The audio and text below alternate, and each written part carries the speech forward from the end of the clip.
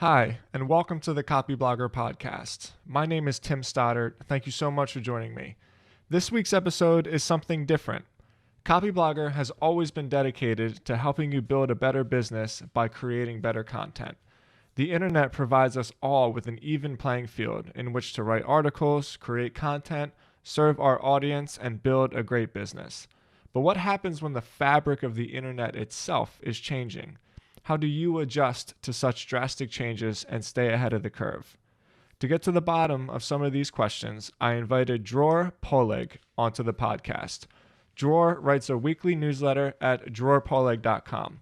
He writes about what the future of work will look like as blockchain, cryptocurrencies, and NFTs are becoming an integral part of how we interact with each other and make transactions.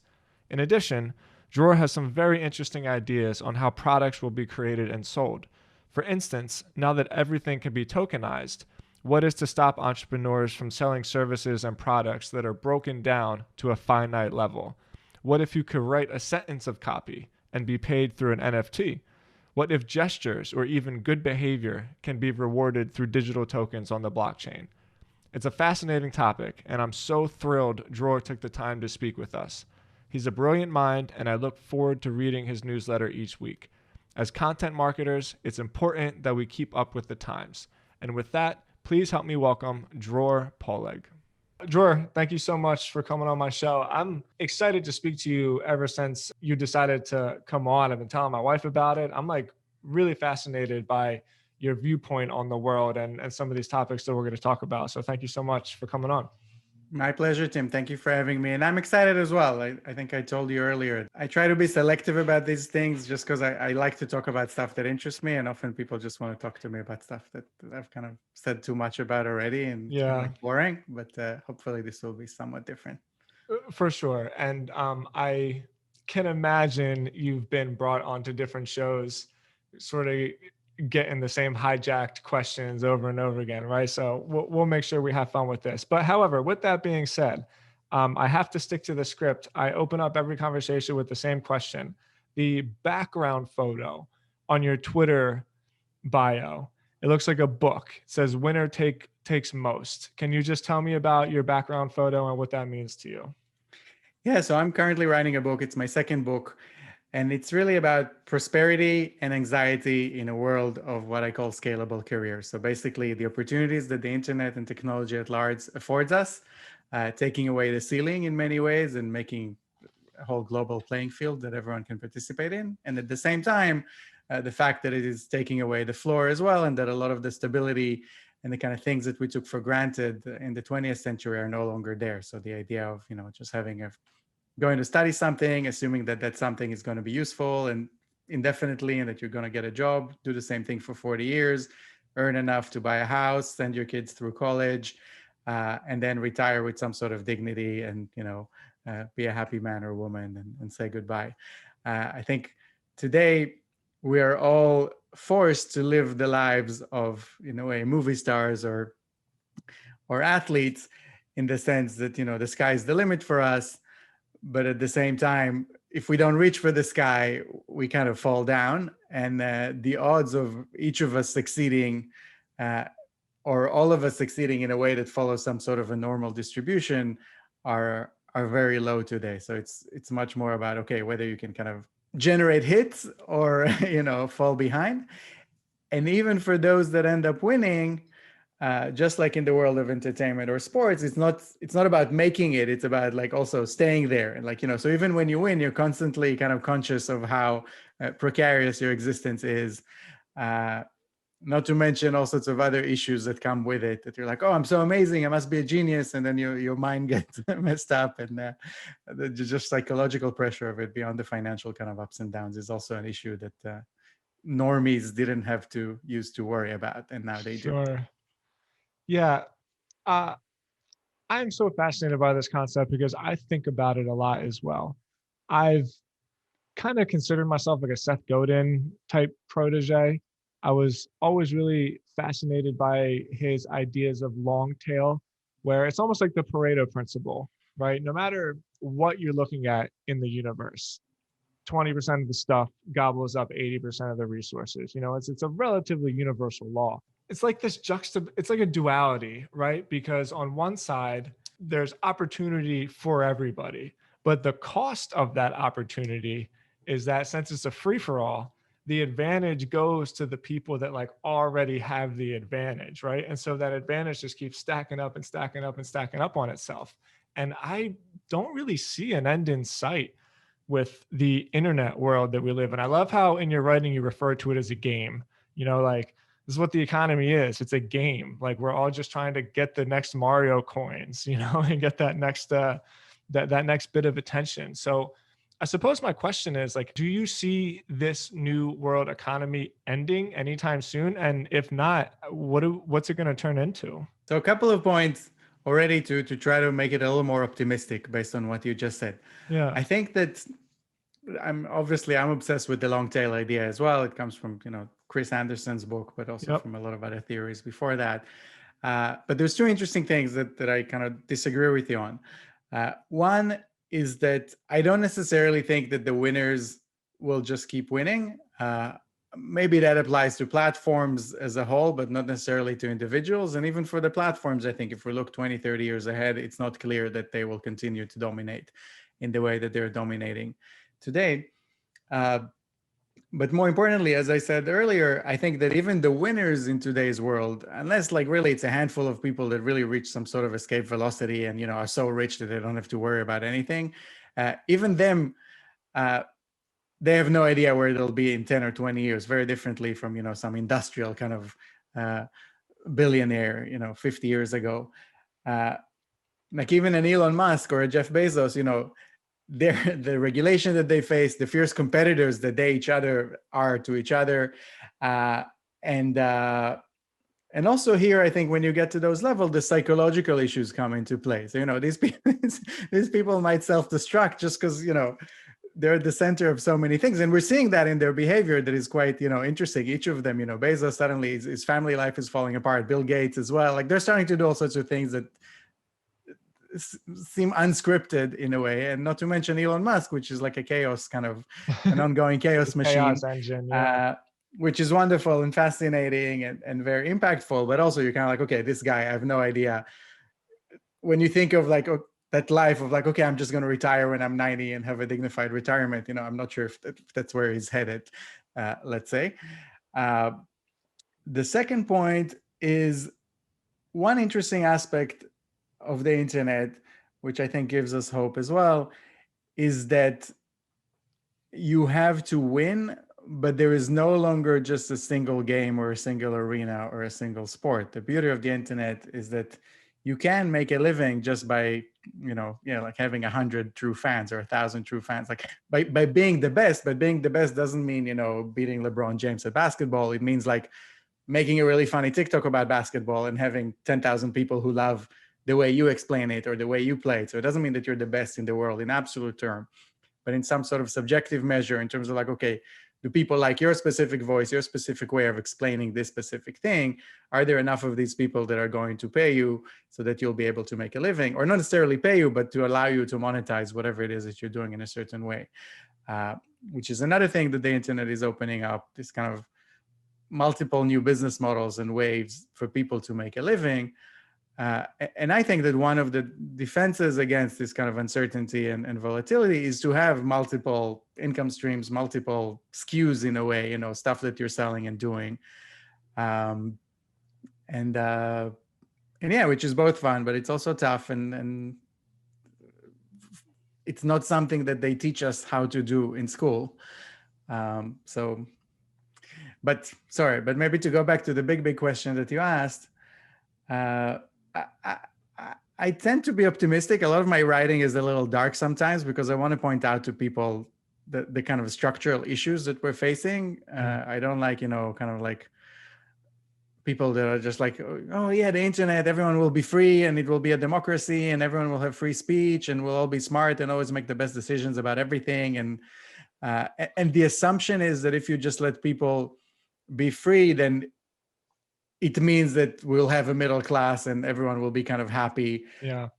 well, historically we know that the world tends to be like a cruel place, and most of history there were just a few rich people or strong people that controlled most other people, and most other people were not educated and didn't have access or rights of various kinds, and that's just how it was. I'm not saying we should go back to that, but we should always remember that that's in a way the default option. Uh, on the other hand, I'm not saying that we should just let government manage everything. I'm just saying that we should know that,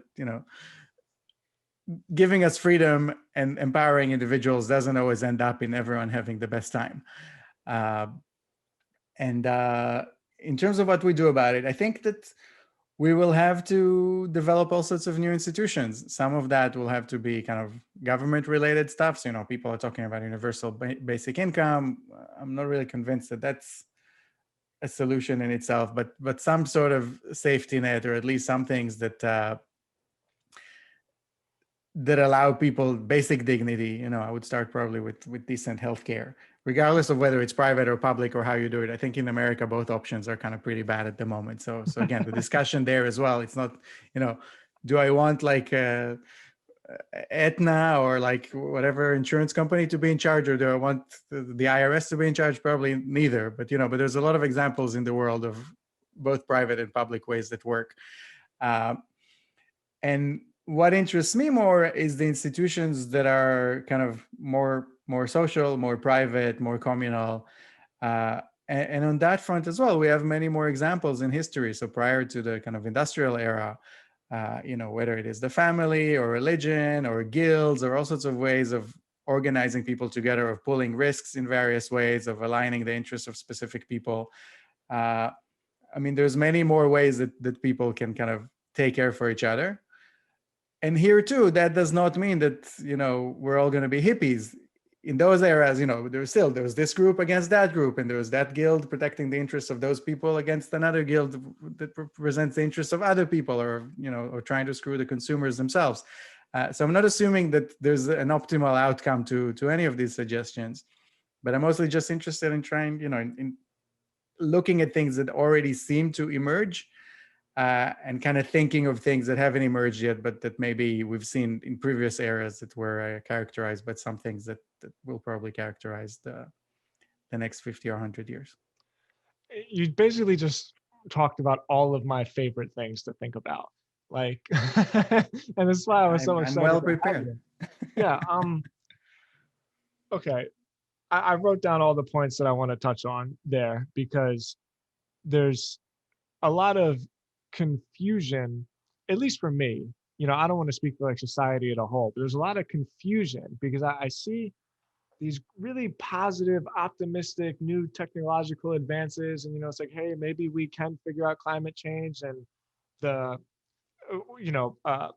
what's some of the statistics? Not starvation, poverty, absolute poverty is like really, really declining, and like women are being educated, and all of these metrics that ultimately seem like they would bring a better, more prosperous society to all. And so I see like this positive side. And then on the other side, I feel this constant anxiety and like tension that you talk about, that this internet age forces us to live in, right? And I can tell myself, this is just my lizard brain. This is my survival mechanism telling me danger, danger, danger. And in today's world, where this game of fame and attention almost forces you to constantly be exposed, right? Because my lizard brain wants me to be part of the tribe. Like, I want to be protected. I don't want to be out there garnering attention for myself. Like, that's how you get kicked out, and then I'll be alone in the jungle, right?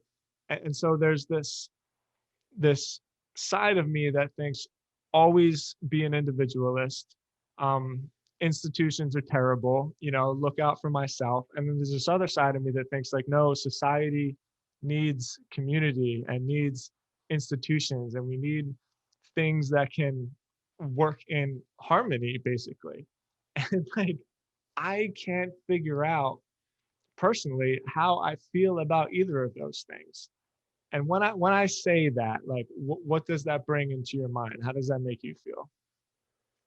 So the first thing it makes me think is about Judaism of all things. But I because that's kind of the world where I come from. And in Judaism, there is this constant tension between the individual and the community and God, but also like government. So, when Mhm. in the Bible, when the Jews decide that they want a king for the first time, so God sends a prophet to give them a certain parable about the trees that wanted to find a king for themselves, and then that king ended up burning all of them down because it was too powerful. So, which is not something you would expect to find in a religious text, because most religious texts, I mean, they kind of religion is used to reinforce the status quo. It's like a way of dominating people, at least of calming them down, uh, Yeah. in most cases. And here you kind of ask yourself, okay, so how come there's this idea? On the one hand, you're saying, okay, there's something so hierarchical like a religion, and there's all these rules that are so rigid, and at the same time, you're kind of telling me, yeah, you should have a king only if you really want one, and if you really want one, you should know that it would not end up well. Uh, but at the same time, also in Judaism, wherever you are in the world, the prayer book always has a prayer for the government or for the ruler or even for the Queen of England, if you're for the Queen herself, if you're in England. It kind of says wherever you are, the law of the land should be your law, because without that law, people would eat each other alive. That's what it basically says. So, uh, ideally, this kind of individualistic instinct and the need for survival, there should be a clear path that shows us how us getting along with each other is actually the best possible way for us to look after Yeah. ourselves personally. And that, I wrote about that a couple of weeks ago, that when people started moving to the cities, in the 18th, 19th century, so some sociologists looked at it and said, oh, life in the city is so different from life in the rural world, because in the rural world, everything was personal. People kind of did favors to each other. They relied on their family. They relied on these kind of natural, spontaneous institutions. That's how they were described. While in the city, everything is much more commercial. People, they pay for someone to come and babysit their kids or to make their lunch, and or to insure their business.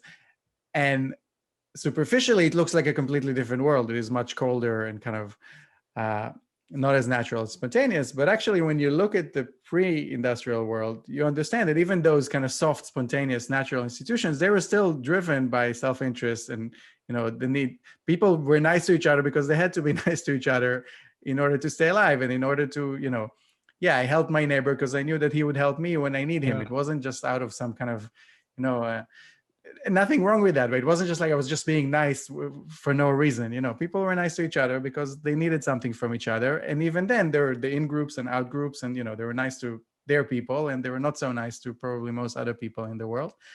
uh, so I'm in that sense, I'm optimistic that humans will figure out all sorts of new ways to both take care of each other and to find new things to fight about with other people that are part of other groups, uh, because that's how it has always been. Yeah, I share your optimism in that it's all going to work out. I think that this is all just so new to us. Whoever a person is not used to thinking, okay, let me point this phone at myself and make something completely unauthentic to just what regular life is. Like we're all just making Yeah. things up, and we're saying like, this is my life. Look at me. Um, and and the anxiety that comes with that. And I especially appreciate how you say the half-life of this internet attention that we create is so short. I was having a conversation with my friend the other day. He's a CMO of like a pretty large company that I invested in, and he was driving home. He's like, "Man, I just want to tell you, sometimes like I appreciate so much how you're always able to take risk and be entrepreneurial and not depend on anybody. And I'm always worried that my job is going to get taken away from me." And yeah, that is terrifying. But then there's the other side, which is this anxiety side that me and you live in, where at any moment, for whatever reason, a platform shift, an algorithm update, maybe somebody just decides they don't like me anymore, this attention just disappears. And so you're always fighting for that uh, next click, next like, next share, whatever. And the half-life of it is so quick that it's like a constant race to just completely feed the beast, you know? And as soon as you stop doing it, it's like walking up and down an escalator, I think. You know, as soon as you take a break, you don't stay still, you go backwards. And the anxiety that I think our culture is ridden with because of that complex can be really, really daunting. And I think it's having serious consequences. Yeah, two things I'd say about that. One, maybe a bigger even source of anxiety, or what kind of like takes it to a different level, is that it's not even a clear escalator. You don't even know where is up or what you're supposed to do. You know, I wake up in the morning, I don't know every morning, okay, this is what I have to do today, and if I do that, then everything will be okay. I'm like, should I do this? Should I do that? Should I spend more? Maybe I should do nothing and just kind of think. That's part of the issue, which I think a lot of entrepreneurs have as well in kind of more practical businesses than mine. That you kind of wake up in the morning, like, okay, what should I spend time on? Nobody tells me what to do. There's no clear roadmap on an hourly, daily basis, but also in terms of 5 years, 10 years, 20 years. I'm like, okay, like I just have to make all of this up because there's just no roadmap. And what's more interesting in this for me is that I'm kind of half boring, you know. You can say I'm like a creator now, so I kind of live that lifestyle. But I still come from a world, you know, from I used to have a corporate job. I worked in real estate and kind of in finance and in tech and advertising. And with my current lifestyle, a lot of the risk is kind of self-inflicted. It's choices that I've made, it's trade-offs that I did consciously, that I'm like, okay, I just want to do a certain thing, and I'm willing to let go of certain things in order to have that lifestyle that I want and to take the necessary risks.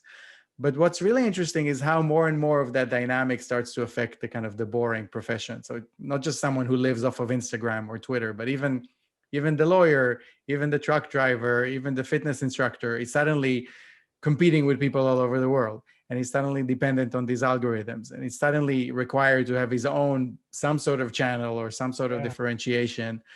And that's where it gets really interesting for me. I think there's enough people that are kind of writing about celebrities and athletes and, you know, the cool stuff. I'm interested in the boring stuff, in the people that don't see it coming, that just think, okay, all of this is really cool, but it has nothing to do with me. I'm just going to go about living my normal life and everything will be fine.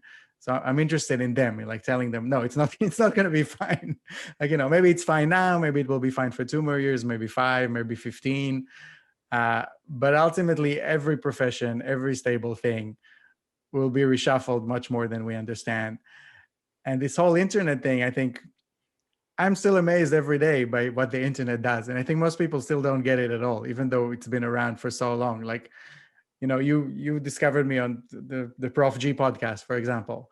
You know, here I wake up every week, I send an article, I throw it on the internet. I'm not famous by any means. And every now and then it gets to a person like that who reads it and just says, oh, this is really cool. I'll just invite this guy. And now 500,000 people are going to hear about him this week. And it happens all the time. And I see it happening to friends and other people around me in different ways, in different professions, in different fields of interest. And it just never ceases to amaze me that we have this thing that you can just throw something out into the world just because you have an opinion. And the most relevant person to that opinion is somehow going to hear about it. It's somehow going to reach that person. You know, he didn't see me like on TV or something. It's not like 1 million people read that article that he read. Maybe 10,000 people read it, maybe 50, maybe 5. I don't even remember which one it was. So it's not like, okay, everybody heard it, so he heard it as well. It's just like the power of the internet to make these matches of like, okay, you are going to hear the most specific thing that will interest you this morning, and that will create this kind of new explosion. It just never ceases to amazes me. And I think most people just don't understand, again, both the opportunities that it offers them, but also the risk of, like, you know, that there's people out there that are kind of coming to eat their lunch from all sorts of directions that are very easy to dismiss, but are nonetheless very, very real. Yeah. Let me hear your opinion a little bit on these risks. You mentioned a few times the things that interest me. And yes, I'm interested in that too. The truck driver, for instance. The truck driver, this is a generalization, but the truck driver has no clue today that somehow he or she should be building a quote distribution channel. Somehow this attention economy, this internet economy is going to affect the truck driver, probably going to affect all service jobs, probably going to affect emergency responders. My dad's a paramedic. I've been trying to get him to create a paramedic podcast for the last 5 years, is because of the crazy shit that he's seen, because he works in North Philly. So in those boring industries, right, the things that nobody thinks about until all of the sudden it's like, whoa, this is here. How do you foresee this wave affecting them? It's hard to tell. Like one, I just saw a piece of news the other day about Mitsubishi partnering with a startup to make forklifts that can be driven remotely. So they're not fully autonomous, but basically in terms of, instead of someone being in the factory or in the warehouse driving a forklift, there's someone at an office somewhere in the world driving that forklift like a computer game. So even if the job is still performed by humans, it's performed somewhere else, and performed somewhere else often means performed by someone else for a different cost. And these are super physical things. It's like you're driving a forklift, like you're lifting boxes. And most of the people that thought about kind of the impact of the future of the internet said, okay, is it going to be automated? And then they kind of estimated how hard or how easy it is to automate. And they said, okay, maybe we have another 10, 15, 20 years. But then the kind of remote element comes along and says, yeah, humans still need to do this for the next 10, 15 years, but it's not going to be you. Maybe it's going to be someone else. Or maybe we're going to move you now and you're going to sit in like this kind of like an internet cafe kind of farm and, just going to play with the joystick all day, which might be better or might be worse. In terms of what to do about it, I have to say, I don't have any magic solutions. Obviously, some people can, create their own channels, but I don't think that every person on earth needs to be an influencer and that will solve all of our problems.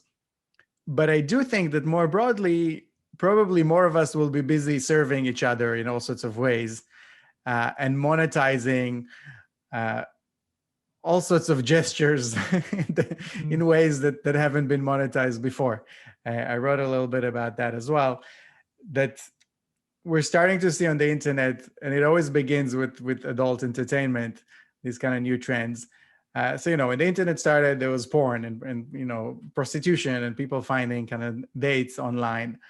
But now we're starting to see things like OnlyFans. And okay, a lot of that is like good old fashioned, just people looking at naked other people or people doing stuff. But more and more of that is something different. It's just like, oh, can you say my name on screen? Or can you just do something personalized for me? Or can you smile at me? Or can you write something for my birthday or for my friend's birthday? A lot of it is just like simple human gestures that are now becoming dominated by these market mechanisms as well, which is on one hand is terrifying and terrible because you're like, okay, like is nothing sacred? Like is nothing going to be natural anymore? Going back to the discussion about the city versus the countryside, because the internet is basically the next city, right? It's an extension of like having this dense network of people.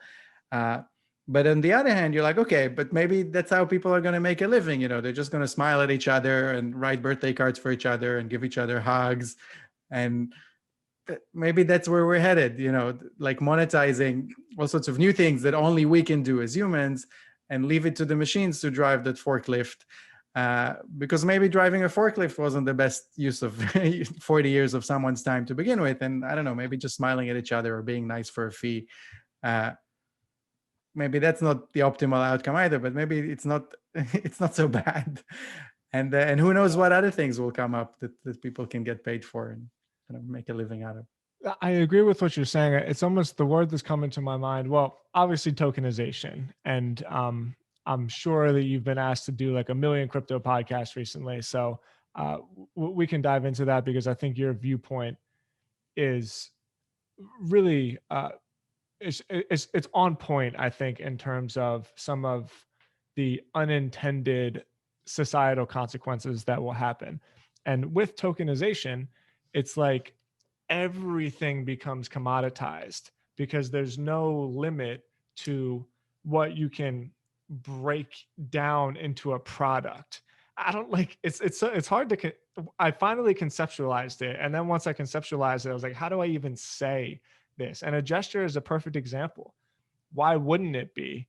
where a gesture can be owned or traded, or like a gesture from a famous person all of a sudden has value to it, because when everything else is so you mentioned those forklifts.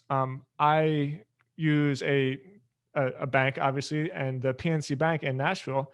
It's a cashless, personless bank. Mhm. And if you want to do cash, you put your card into a machine, and then a person comes into a screen.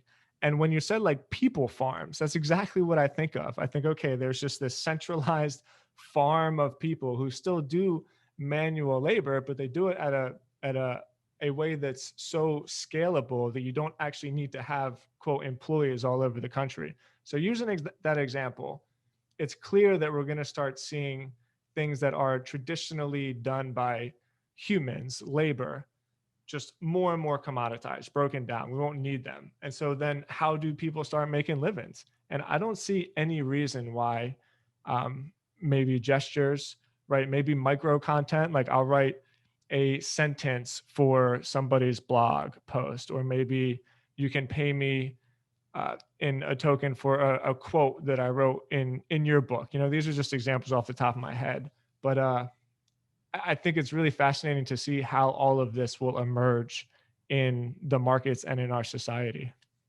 Yeah, I have like a new. I was talking earlier about having multiple revenue streams. So I Mm-hmm. have a new revenue stream that I never even planned to have, but it just happened without my planning it or having any control over it. With people quoting me in articles and then them selling those articles as NFTs, and me automatically getting a piece of the sale from the Hold on. article. So That's actually happening. yes, so there's a platform. There's a platform called Mirror XYZ Sure, .xyz, sure. and it's kind of like a Substack, a newsletter kind of platform, blogging platform, but kind of crypto powered, Ethereum based. And first of all, to even write there, you need to kind of buy a token and then have other people that have that token vote whether you should be allowed to write or not. So it's kind of like partly owned by its community and kind of governed by its community. Funnily enough, I haven't been voted yet to be given the right to actually publish anything there. Me neither. I haven't really tried to, I haven't really tried too hard to get voted, but it's interesting. But other people have quoted me in their articles, actually a couple of different people. And those articles, they structure them in a way that first they sell them. So they said, okay, we wrote this article, we're selling it as an NFT. If someone wants to kind of buy it or just to kind of compensate us for writing something that is important. And these are the ideas that we kind of drew on from these like 5 or 15 different people. This person really inspired us, so we're going to give them 15% of the proceeds. Dror is like, okay, so we'll give him 3%. And then there's some other guy who like designed the cover image, so we'll give him 1%. And what's nice about that is that automatically when someone pays for that article, I get money automatically. And then I think if every time it gets resold, I can get a piece out of that as well. So it's a bit like the royalty system for music, which is not new, but the difference is the much lower level of transaction costs. So, for music to enforce that system, it only made sense to do it, when you're Taylor Swift and you have a team of lawyers and accountants that kind of keep track of everything that's being played in the radio. The beauty of kind of blockchain powered things is that it's all automated by smart contracts. Consume the content online. The act of consumption itself is a transaction. It kind of triggers something in a contract that then knows who to pay automatically. And no one along this, there's no human involved. No one says, oh, he mentioned Dror, so Dror should get money, and I'll call his bank and see when he wants to get paid. And then in a year, I'll send him, like for my book, I get a royalty statement a year after the sale has been done. And then basically I get, when a book of mine gets sold, I get the money like a year and a half later. So the difference to me living in those two worlds is like amazing. I'm like, oh, I just got money in my account just because someone mentioned me in a blog post and I didn't even know about it. Compared to like, oh, I wrote this whole book. I have a team that is supposed to look after my interests. And the result of that is that I get paid a year and a half late and that I have no visibility into what actually happened, what actually was sold for how much. So so there's crazy stuff going on. And in terms of what else people could do, one interesting scenario that I described in a blog post recently as well. At the end of the day, we're talking about religion as an example. all institutions are some sort of like behavioral systems. They're trying to incentivize people to either to scare them or to like encourage them to do certain things that ultimately will result in a greater good. Uh, and I was contemplating a scenario where with these type of smart contracts, let's say I have a neighbor and he makes a lot of noise, so I can't sleep at night. But we can have a system where every time I have a good night's sleep, based on my fitness tracker, automatically my neighbor gets like a $5 bonus just because he was quiet at night. And I don't have to ask him. He doesn't need to know me. There's just some sort of incentive system, and he's gonna shovel whatever in front of his house. And if he does it in front of my house, he's gonna get paid automatically without me even asking him, and without kind of asking for permission from anyone. And the beauty of this is like, a lot of these things you can say, okay, it's easy to, to use digital content with smart contracts because obviously everyone knows when a file is being downloaded or when a website is being seen, but nobody knows when my neighbor behaves or when he did me a favor in the real world. But what's interesting is that there's a lot of other technologies, like machine vision and machine learning of all sorts of things that can now turn more and more of the physical information we have about the world into structured data. So, they can kind of say, okay, this person was here at this and that hour, and he was using a broom to do something. And then there were 5 leaves on the floor before he got there, and now there are 0 leaves. So it means he completed a certain task, and now automatically I can make sure that he gets paid for it. So there's also like crazy scenarios that I think they sound crazy, but they're so close. They're already technologically feasible, and they enable all sorts of new business models. So I think people can stay busy for a while. The bigger question is like, whether they will feel that that their life is meaningful, Yeah. Or whether they'll be entertained enough not to care about these things, which is probably the more likely outcome. Yeah. So I want to know about your feel about institutions, because there's almost a battle, at least on Twitter, and who knows how real life Twitter is. Sometimes it feels like the most accurate predictor of everything. that's the only life there is. No, Yeah. Twitter. That's the Like world. what else is there? And then other times Twitter feels like a delusion land. That's where presidents are being appointed. That's where companies are being launched. Twitter. Yeah. All right. But so on Twitter, there's a theological battle between decentralization, hyper individualist, and institutions. And I really agree with you. At least I think you never actually made a statement, but an institution isn't necessarily just some unnecessary thing. It's almost like it's a thing that combines ideas into like an aim. With an institution, a group of people can get together and and be working towards the same outcome, as you said, towards the greater good. And with blockchain, all of that is not only disappears, the thought process is almost like anti-institution. Mm-hmm. I can't see a world without institutions. Like, I don't think that world seems like a lot of fun at all. And it's just human nature that kind of world would almost ironically tribalize, and then institutions would form anyway. So I guess my question is, like, how do you think institutions and blockchain fit together? Yeah. So first, so I'm my formal training, my master's degree is in economic history, and in economic history and economics in general, institutions is a very, very big deal. It's something that has, people study it and try to define it. And there's multiple Nobel Prize winners that kind of pioneered the thinking around institutions.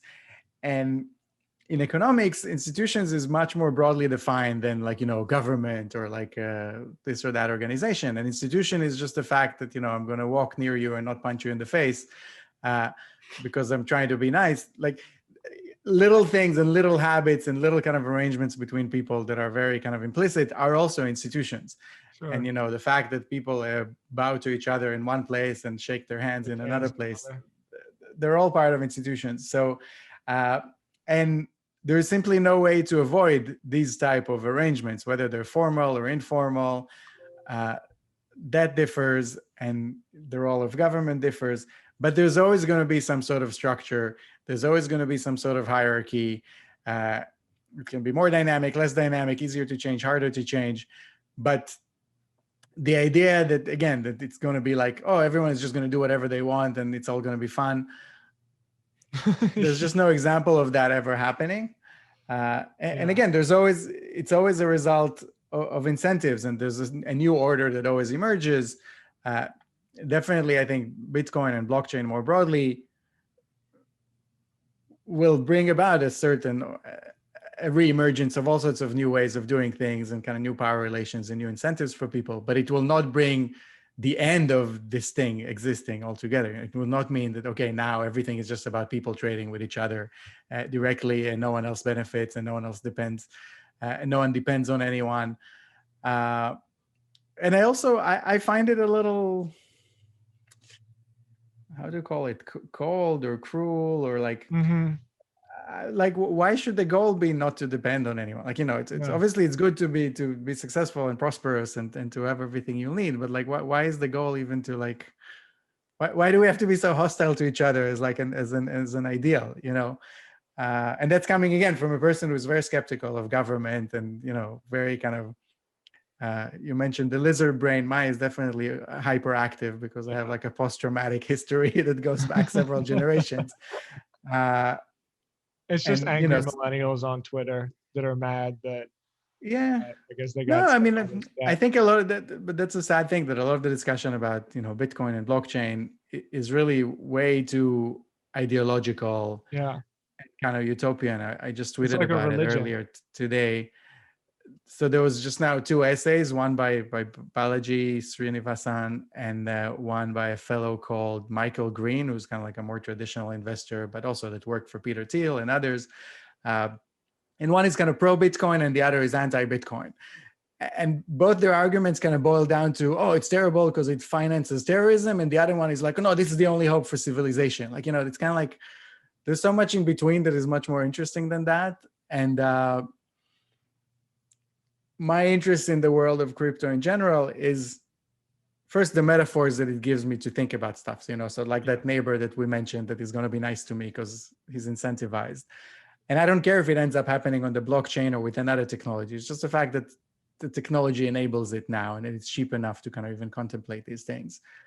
And the second is kind of like, maybe it's the same as the first one. Just like, that it opens up all these, it's more interesting than anything else. Like to me, what's interesting about it is that it's interesting, that I can think about it for 10 years and I still can't kind of wrap my hands or my head around it. And I think people are so eager sometimes to jump to a conclusion, to like be attached to something, to be like, oh, either this or death. And, and then I'm going to be like, not depend on anyone ever. And, that's the best thing that can ever happen. Or like, we're all like communists now and slaves, which is a big concern. I have more sympathy for like the Bitcoin side of the argument, but I think that if you want to convert people and allow them to see the benefits of these new technologies, or even to understand a lot of the issues with the current system that we have, there's probably more productive ways of doing it, and also kind of more fun and interesting ways. But I don't even remember what your question was, because now we kind of got into such a rabbit hole. It's a perfect segue because you're talking about Balaji and Michael Green and these two sides buried in the sand.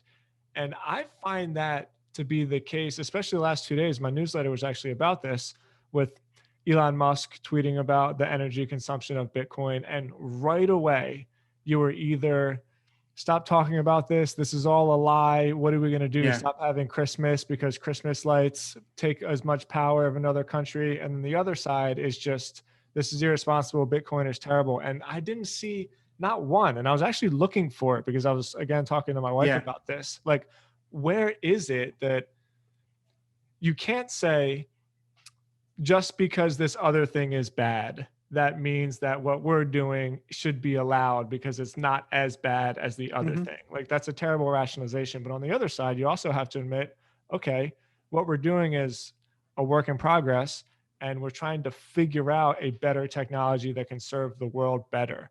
And somehow we got to figure out how to just work through that shit so that we can come to like a better world, like a good solution where everybody isn't just so opinionated. Yeah, a lot of it is really childish. Like, so Elon Musk tweeted what he tweeted.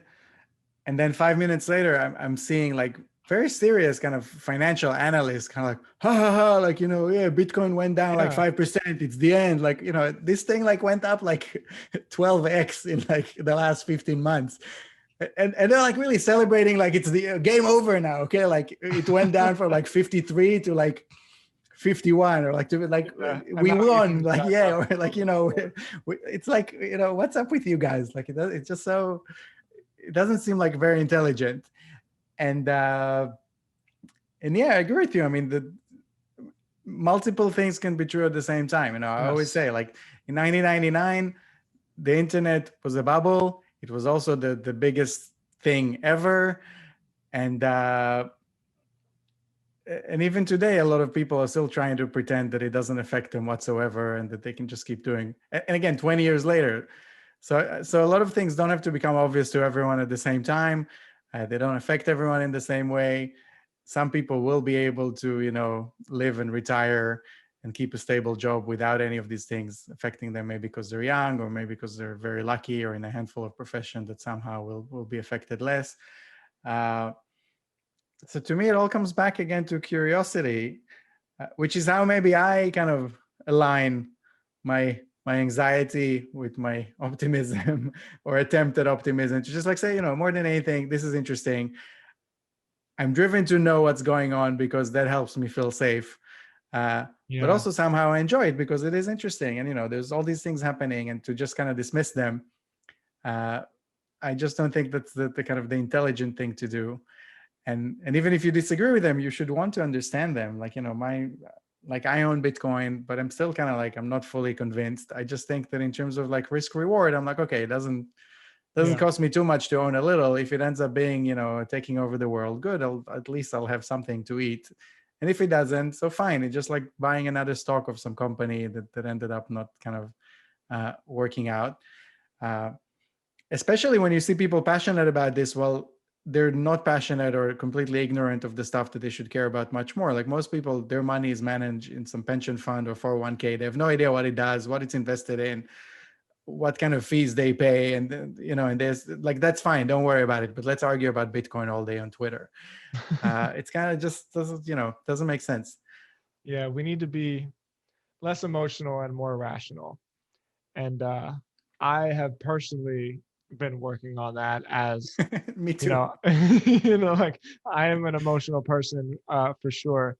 It's hard in this attention grab economy where everybody's trying to be the new movie star, and it's a shame that the divisive content is always what gets people the most attention. And I wish, although I don't necessarily see a way where it could happen, that like rational conversations, maybe something like this, can get the same amount of exposure that, fucking, I don't know, somebody shooting off about how they were right about Bitcoin and how they can't wait to see it crumble would get. And maybe that day will come. I'm not really holding my breath. Yeah. No, and Yeah. it's fine. I mean, it's always been like that.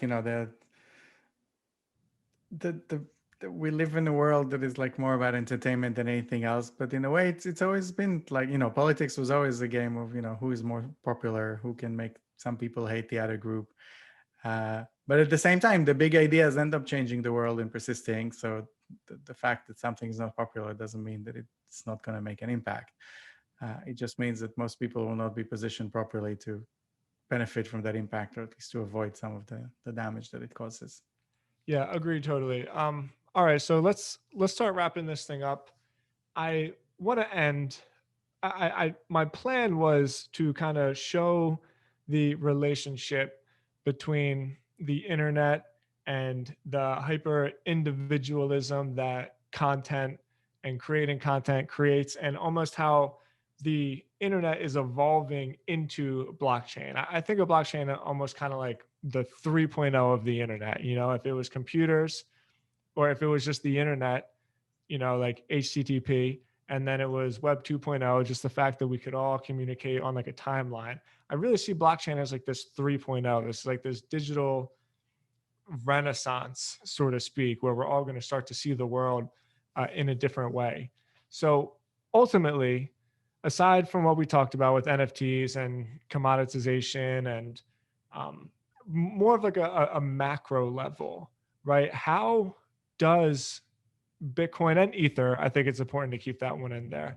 Like, how are we going to see that affecting real currencies? And do you think that's even going to happen? What do you think the macro play is on this? So two things. One, I agree with you that I think the blockchain kind of offers a sort of Internet 3.0. Yeah. Most of that is an Ethereum story rather than a Bitcoin story. And even beyond Ethereum, all sorts of other currencies that are trying to kind of serve as infrastructure, whether it is like Cardano or Polkadot or others. And in terms of the macro impact, I think we're already seeing some of that. I mean, the fact that Bitcoin exists is already kind of like changing the relationship of the world to the US dollar and the relationship between China and the US. It's already part of the game. I'm not going to say that it's the most important part of it. But, Peter Thiel said a few months ago that, he sees Bitcoin, even though it's kind of a Bitcoin somewhat maximalist, he also sees it as possibly a tool in the hands of China to kind of try to kind of dethrone the US dollar and all the benefits that come with having the global reserve currency and the ability to print it. But then when Peter Thiel says something like that, so the first reaction from the media is like, oh, okay, Peter Thiel said that Bitcoin is dangerous. But then there's the 3D chess kind of analysis that comes in after that, and it says, no, Peter Thiel said that in order to scare the American government so that they'll support Bitcoin, because otherwise they'll think that only the Chinese will use it. So actually he's kind of like, 3 steps ahead. And maybe it's true, I wouldn't be surprised. But the fact that, again, that it's a factor in that game already shows you that it's making a difference and it's presenting an alternative. I think we're already seeing governments elsewhere, but now even in the US, starting to talk about having their own digital currencies, which of course have nothing to do with Bitcoin or with actual digital currencies that are decentralized. But at the same time, they might become much more adopted than a lot of the things that we're talking about today. And their impact might be the opposite, that now you suddenly have this centralized government that controls every little interaction, that can incentivize every little behavior, that can forces your neighbor to be nice to you and to let you sleep at night. And we're seeing a very early and primitive version of that in China already now, with like that kind of social credit score that, like, okay, if you're not nice or if you didn't help some old lady cross the road, then suddenly your borrowing costs are going higher, or you're not allowed to go into a shopping mall at certain times of the day, or not allowed to leave your building maybe. So there's that risk as well. So more than anything, I can't say where it will end, but it's clear that it's a factor, and it's both scaring government and also inspires them to, like, oh, there's all sorts of other stuff that we can do to try to kind of steer people's behavior beyond what we've already been doing. Which is why, again, on that front also, I wouldn't, like, the assumption that technology is just like a liberating force and that, if we'll just destroy something, then something better will come out of it just by default. We might be unpleasantly surprised that, one, the things that we're trying to destroy are much harder to destroy. Especially the worst parts of them. So, you might destroy a lot of parts of capitalism and of democracy, but the hard parts that are very violent and strong and not very transparent are the ones that are going to die last. And you might end up making them stronger by destroying all the other things around them. A bit like what the internet has done with the media, so it's kind of like destroyed a lot of the mainstream media or pushed it to behave in certain ways that in many ways have made it worse and have made the government itself less accountable and worse. And not saying that the media didn't have it coming or didn't deserve it, but again, the fact that we ruined a lot of what was already there didn't necessarily mean that now we're all better informed, or that we keep those in power in check better than we did 20 years ago or 40 years ago. Yeah. Last point I'll make here, because I was having a thought experiment just like you do the other day, where the mindset is that blockchain and decentralization creates more freedom. But then I was thinking, there's just as much possibility that with blockchain, since everything is on a ledger, if there's a strong enough government, you could use that in the opposite effect to basically force people to do exactly what you want to do, because you can keep track of like all of their actions and transactions a lot more. So yeah, I was having a little thought experiment in my head the other day about that same thing. It's so interesting that you bring that up. All right, man. Dror, thank you so much for your time. It was a pleasure speaking to you. I love your blog. I love your newsletter. I will put all of that on the show notes of this podcast. You're also on Twitter. I think it's just your name, right? It is, yes. All right, fantastic. That will be on the show notes. It was great talking to you. I look forward to your article every week, and I hope that we can do this again sometime. Thank you, Tim. I hope so too. It's been a pleasure. Likewise, man. Talk soon.